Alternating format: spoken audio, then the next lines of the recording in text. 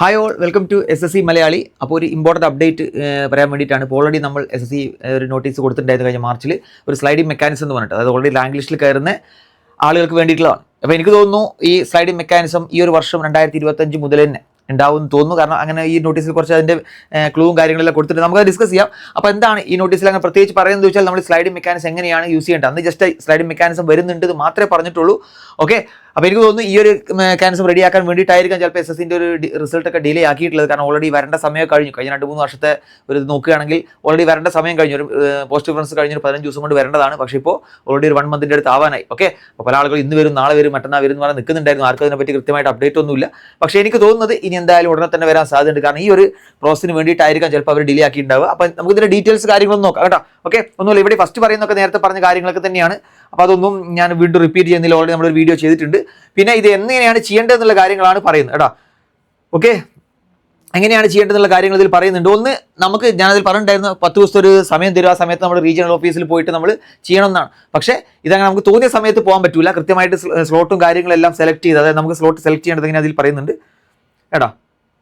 Okay, 1 minute. ഇതാ നമ്മളെ ഡാഷ്ബോർഡിൽ എടാ, നമ്മളെ SSCൻ്റെ സൈറ്റിൽ കയറിയിട്ട് നമ്മുടെ ഡാഷ്ബോർഡിൽ കയറിയിട്ട് ഈ റാങ്ക് ലിസ്റ്റിൽ കയറിയ ആളുകൾക്ക് ഒരു ഇവിടെ ഒരു ഓപ്ഷൻ വരും. ഇതാ ഇതിൽ കൊടുത്തിട്ട് നോക്കിയേ, ഇങ്ങനെ വ്യൂ സ്ലൈഡിംഗ് വെന്യൂ ഡീറ്റെയിൽസ് എന്നൊരു ഓപ്ഷൻ വരും. അങ്ങനത്തെ റാങ്ക് ലിസ്റ്റ് കയറിയ ആൾക്ക് മാത്രമേ ഉള്ളൂ. അപ്പോൾ അങ്ങനത്തെ ആൾക്ക് ഒരു ഓപ്ഷൻ വരുമ്പോൾ അത് ക്ലിക്ക് ചെയ്തിട്ട് കൃത്യമായിട്ട് നമ്മുടെ റീജിയണും കാര്യങ്ങളും, അപ്പോൾ നമുക്ക് ഏത് റീജിയണിലും പോകട്ടെ. നമ്മൾ കേരള കർണാടക റീജിയണിൽ അപ്ലൈ ചെയ്ത് വിചാരിച്ച് അവിടെ തന്നെ പോകണം നിർബന്ധമൊന്നുമില്ല. നമുക്ക് ഏത് റീജിയണിൽ വേണമെങ്കിലും സെലക്ട് ചെയ്തിട്ട് കൃത്യമായ ടൈമും ഡേറ്റും ഒക്കെ നമുക്ക് സെലക്ട് ചെയ്യാനുള്ള ഓപ്ഷൻ ഉണ്ട്. അപ്പോൾ ഫസ്റ്റ് കം ഫസ്റ്റ് സെർവ് എന്നാണ് പറഞ്ഞിട്ടുള്ളത്. അപ്പോൾ ആദ്യം റിസൾട്ട് വന്നാൽ ഉടനെ തന്നെ സൈറ്റിൽ കയറുക, എന്നിട്ട് എന്ത് ചെയ്യുക, നമുക്ക് കൺവീനിയൻസ് അനുസരിച്ചുള്ള സമയവും കാര്യങ്ങളെല്ലാം സെലക്ട് ചെയ്തിട്ട് കൊടുക്കട്ടോ. അപ്പോൾ അങ്ങനെ കയറുന്ന ആളുകൾക്ക് നോക്കി, കയറുന്ന ആൾക്ക് ഇതുപോലെ ഇവിടെ ഇപ്പോൾ 4 ടൈം സ്ലോട്ട് ആള് 9 മണി, 11 മണി, 2 മണി, 4 മണി, ഓരോ ദിവസം അങ്ങനെ 4 ടൈം സ്ലോട്ട് ഉണ്ടാവുക. അതിൽ ഈ പച്ച കാണുന്നൊക്കെ നമുക്ക് അവൈലബിൾ ആയിരിക്കും, ചുവപ്പ് കാണുന്ന അവൈലബിൾ അല്ല. അപ്പോൾ ഈ റാങ്ക് ലിസ്റ്റ് കയറിയ ആളുകൾക്കേ ഉള്ളൂ കേട്ടോ. അപ്പോൾ റാങ്ക് ലിസ്റ്റ് കയറിയ ആളുകൾ എന്ത് ചെയ്യുക, റിസൾട്ട് വന്നു കഴിഞ്ഞാൽ ഉടനെ തന്നെ സൈറ്റിൽ കയറുക. നിങ്ങൾക്ക് കൺവീനിയൻസ് അനുസരിച്ച് ഡേറ്റ് കാര്യങ്ങൾ നോക്കിയേ, 10-ാം തീയതി എന്നാണ് കൊടുത്തിട്ടുള്ളത്. അപ്പോൾ 10 മുതൽ, അപ്പോൾ എനിക്ക് തോന്നുന്നത് 8-ാം തീയതി ആയി, 8-9 അല്ലേ, 8-9 മുതൽ എന്തായാലും ഇന്നോ നാളെയോ ആയിട്ട് നമുക്ക് റിസൾട്ട് പ്രതീക്ഷിക്കാം. കാരണം 10-ാം തീയതി മുതലാണ് ഇതിൽ കൊടുത്തത്. ചിലപ്പോൾ ഒരു ഡെമോക്ക് വേണ്ടി കൊടുത്തതായിരിക്കാം. അതല്ലെങ്കിൽ ഈ 10-ാം തീയതി മുതൽ നോക്കിയേ ഓരോ ഡേറ്റുകൾ 12, 15, 16 അങ്ങനെ കുറേ ഡേറ്റുകൾ കൊടുത്തിട്ടുണ്ട്. അപ്പോൾ ഇന്നോ നാളെയായിട്ട് നമുക്ക് റിസൾട്ട് പ്രതീക്ഷിക്കാം എന്ന് നോക്കാം. കാരണം എനിക്ക് തോന്നുന്നു ഈ ഒരു CGL-ന് വേണ്ടിയിട്ട് മാത്രമാണ് ഇത് കൊടുത്തിട്ടുള്ളത്. ബാക്കിയുള്ളതെല്ലാം നിങ്ങൾക്ക് നോക്കിയാൽ തന്നെ മനസ്സിലാവും കാര്യമായിട്ട് കൃത്യമായിട്ട് നിങ്ങളുടെ. പിന്നെ വേറെ കുറച്ച് കാര്യങ്ങളുണ്ട്. നിങ്ങൾ ഇതിന് പോകുമ്പോൾ, നിങ്ങൾ സ്ലോട്ടൊക്കെ സെലക്ട് ചെയ്തിട്ട് റീജിയണൽ ഓഫീസ് പോകുമ്പോൾ നിങ്ങൾ കൃത്യമായിട്ട് നിങ്ങളുടെ ആധാർ കാർഡ്, അത് കൃത്യമായിട്ട് നിങ്ങൾ കൊടുത്ത, നിങ്ങൾ അപ്ലൈ ചെയ്തപ്പോൾ കൊടുത്ത നിങ്ങളുടെ ഡീറ്റെയിൽസ് എല്ലാം ഉള്ള ആധാർ കാർഡ് അല്ലെങ്കിൽ വേറെ ID കാർഡ് കൊണ്ടുപോകണം. കൂടെ നിങ്ങൾ ഏത് നമ്പറാണ് കൊടുത്തത്, കാരണം അതിൽ OTP വരുന്നതാണ് പറയുന്നത്. അപ്പോൾ ആ നമ്പറുള്ള മൊബൈലും കൂടെ കയ്യിൽ കരുതിയിട്ട് വേണം പോകാൻ കേട്ടോ. പിന്നെ മെയിനായിട്ട് CGL റിസൾട്ട് ഉണ്ടാവും പറയാൻ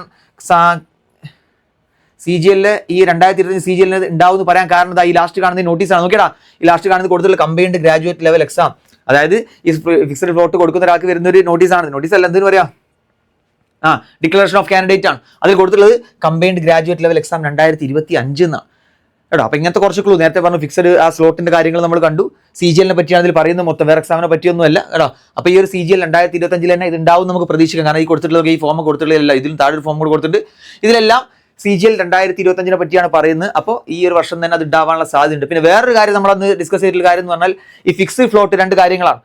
അതായത് റാങ്ക് ലിസ്റ്റ് കയറിയ ആൾക്ക് ഒന്നെങ്കിൽ അവരുടെ സ്ലോട്ട്, അവരുടെ പോസ്റ്റ് ഫിക്സ് ആക്കാൻ പറ്റും. ഫിക്സ് ആക്കുന്ന ഒരാൾക്ക് പിന്നെ മാറാൻ സാധ്യതയില്ല. പക്ഷേ ഫ്ലോട്ട് ഓപ്ഷൻ കൊടുത്ത കുറച്ച് ആളുകളുണ്ടാവും. അപ്പോൾ ഫ്ലോട്ട് ഓപ്ഷൻ കൊടുത്ത കുറച്ച് ആളുകളുടെ അപ്ഗ്രേഡ് ചെയ്യും. കാരണം ഈ ഫിക്സോ ഫ്ലോട്ടോ കൊടുക്കാത്ത, അവിടെ റീജിയണൽ ഓഫീസിൽ പോയിട്ട് കൊടുക്കാത്ത ഒരാളുടെ പോസ്റ്റ് എന്തായാലും ക്യാൻസൽ ആയി പോകും. അപ്പോൾ ആ പോസ്റ്റിലേക്ക് താഴെയുള്ള ആളുകൾക്ക് വേണമെങ്കിൽ അപ്ഗ്രേഡ് ചെയ്ത് കയറി നിൽക്കാൻ പറ്റും. പക്ഷേ ഈ താഴെയുള്ള ആളുകൾ മുകളിലോട്ട് കയറുമ്പോൾ അവരുടെ പോസ്റ്റ് അവിടെ താഴെ വേക്കൻ്റ് ആവുന്നുണ്ട്. അതിലോട്ട് റാങ്ക് ലിസ്റ്റിന് പുറത്തുള്ള ഒരാൾ കയറാനുള്ള ഓപ്ഷൻ ഒന്നും ഇതിലില്ല. അപ്പോൾ ഈ റാങ്ക് ലിസ്റ്റിൽ കയറിയ ആളുകൾ അങ്ങോട്ടും ഇങ്ങോട്ടും അപ്ഗ്രേഡ് ആവുമെന്നല്ലാതെ റാങ്ക് ലിസ്റ്റിന്റെ പുറത്തുള്ള ഒരാൾ റാങ്ക് ലിസ്റ്റിലോട്ട് കയറുന്ന പറ്റിയ കാര്യങ്ങളൊന്നും ഇതിലൊന്നും മെൻഷൻ ചെയ്തിട്ടില്ല. അപ്പോൾ വെയിറ്റ് ലിസ്റ്റോ കാര്യങ്ങളൊന്നുമില്ല. അപ്പോൾ അതുകൊണ്ട് നമുക്ക് പ്രത്യേകിച്ച് ഒരു അഡ്വാൻറ്റേജ് ഒന്നും ഉണ്ടെന്ന് തോന്നുന്നില്ല കേട്ടോ. അതായത് റാങ്ക് ലിസ്റ്റിന്റെ തൊട്ട് മാർക്ക് കുറഞ്ഞ് ഒരു ചെറിയൊരു കട്ട് ഓഫിനൊക്കെ റാങ്ക് ലിസ്റ്റിന്റെ പുറത്തോട്ട് പോകുന്ന ആൾക്ക് പ്രത്യേകിച്ച് ഒരു അഡ്വാൻറ്റേജ് ഉണ്ട് എനിക്ക് തോന്നുന്നില്ല. റാങ്ക് ലിസ്റ്റിൽ കയറിയ ഒരാൾക്ക് വേണമെങ്കിൽ ഇത് അപ്ഗ്രേഡ് ചെയ്യാനും കാര്യങ്ങളൊരു ഓപ്ഷൻ മാത്രമേ ഇതിലുള്ളൂ. അപ്പോൾ അതുകൊണ്ട് വേക്കൻസിയിലൊന്നും വലിയ വ്യത്യാസമൊന്നും ഇവർ ഉദ്ദേശിച്ചത് ശരിക്കും നടപ്പിലാവണം എന്നുണ്ടെങ്കിൽ, അതായത് കൃത്യമായ വേക്കൻസികളെല്ലാം ഫില്ലാവണം, നടപ്പിലാവണം എന്നുണ്ടെങ്കിൽ താഴെ നിന്നുള്ള ആളും കൂടെ മുകളിലോട്ട് കയറി വരണം. ഇതിപ്പോൾ അതിൻ്റെ ഉള്ളിലുള്ള ആളുകൾ അങ്ങോട്ടും കൂടെ അപ്ഗ്രേഡ് ചെയ്യൽ മാത്രമേ നടക്കുകയുള്ളൂ.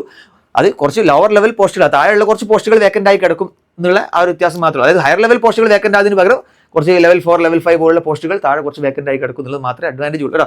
അല്ല, അഡ്വാൻറ്റേജ് അല്ല, ആ ഒരു കാര്യം മാത്രമേ അവിടെ നടക്കാൻ പോകുന്നുള്ളൂ. വേറെ പ്രത്യേകിച്ച് വേക്കൻസികൾക്കൊന്നും ഒരു കുറവ്. കാരണം കോലൗട്ടുകളും പറഞ്ഞു ഇപ്പോൾ ഇങ്ങനെയൊക്കെ വന്നു കഴിഞ്ഞാൽ അടുത്ത വർഷത്തിൽ വേക്കൻസി കുറയും, ഒന്നും സംഭവിക്കാൻ പോകുന്നില്ല.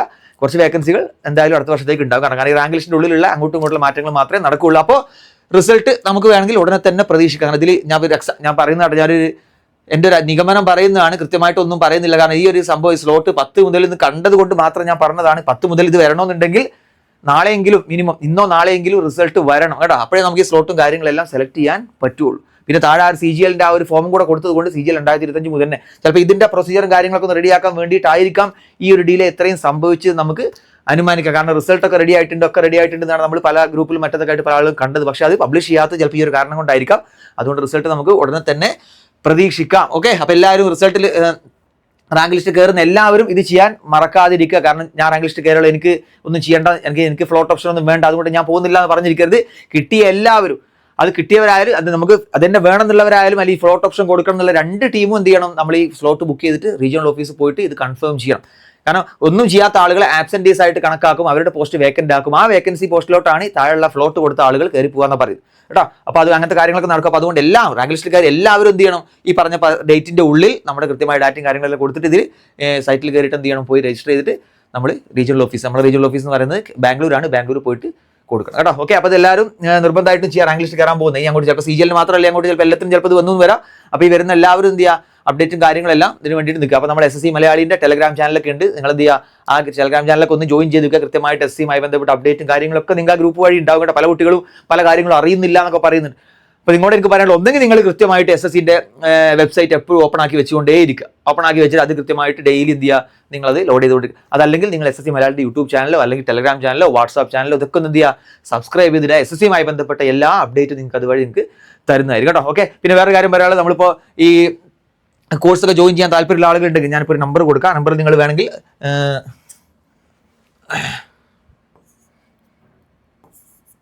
9037